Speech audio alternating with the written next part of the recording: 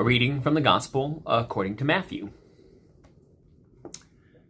Jesus summoned his 12 disciples and gave them authority over unclean spirits, to cast them out, to cure every disease and every sickness. These are the names of the 12 apostles. First, Simon, also known as Peter, and his brother Andrew, James, son of Zebedee, and his brother John, Philip, Bartholomew, Thomas, and Matthew the tax collector, James the son of Alphaeus, and Thaddeus, Simon the Cananean, and Judas Iscariot, the one who betrayed him. And these 12 Jesus sent out with the following instructions. Go nowhere among the Gentiles, and enter no town of the Samaritans, but go rather to the lost sheep of the house of Israel. And as you go, proclaim the good news. The kingdom of heaven has come near. The word of the Lord. The part of this story that's jumping out at me today that I wanted to bring up was this fascinating part of Jesus gathering these 12 apostles and sending them out into the world, but very clearly saying, don't go to the Gentiles, don't go to the Samaritans. I want you to focus on going out to only the Jewish people right at this moment. So let's just think for a second about why that might be.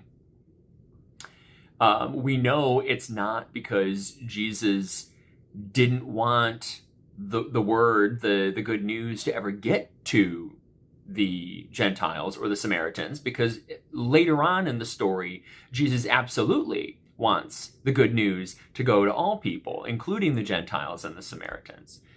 So there must be some reason why when Jesus is first sending out the apostles, he sends them out first to the Jewish populations. Now, it could be because he thought the Gentiles and the Samaritans weren't ready yet. Maybe let's focus on the Jewish people who are waiting for a Messiah. They're primed and they're ready to hear this in a way that the Gentiles and the Samaritans, it's just going to take them a little bit longer before they're ready.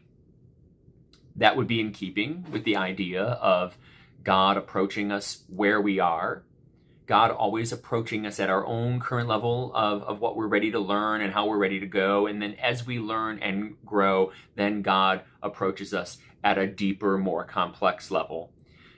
Examples including moving from the complexity of an eye for an eye is justice. And then once we get a little bit more developed, we can move past that from actually taking out someone's eye for taking out your eye is not in fact justice. That's retribution and it's wrong. So this would be in keeping with that. The other thing it makes me wonder is, I wonder if it's not just that Jesus was concerned about the audience being ready, but about his apostles being ready. Sending them out first to the people for whom they would be able to hear and receive the word in a gentler, easier sense, to then prepare them that as they got experience, as they got better, they would be able to move on to more complex problems, like pitching the idea of the Messiah to a Gentile audience that wasn't waiting for a Messiah. So it might not just be for the crowds, it might be for the sake of the apostles. I think in my own case about when I was first being trained to be a teacher.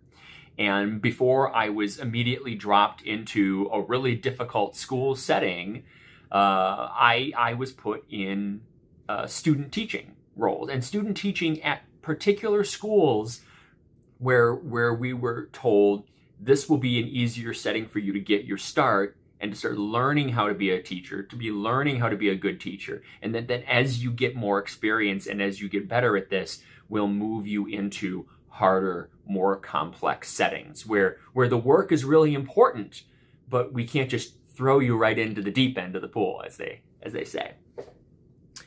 So I think about that a lot. I think about that as maybe that makes sense of why Jesus would send the first apostles out into a setting that would be easier so that they could grow and learn and experience. And then as they grew and as they learned, they could then do that important work in a more complex setting, a more difficult setting. And maybe that says something for the way Jesus approaches ministry for us. Maybe we start out by approaching people within our own church, within our denomination that we know think more like us, look more like us, sound more like us. It's a little bit easier to practice ministry and theological discussions when it's a less complex of a setting. But that we're not supposed to stop there. I think that's important to remember too.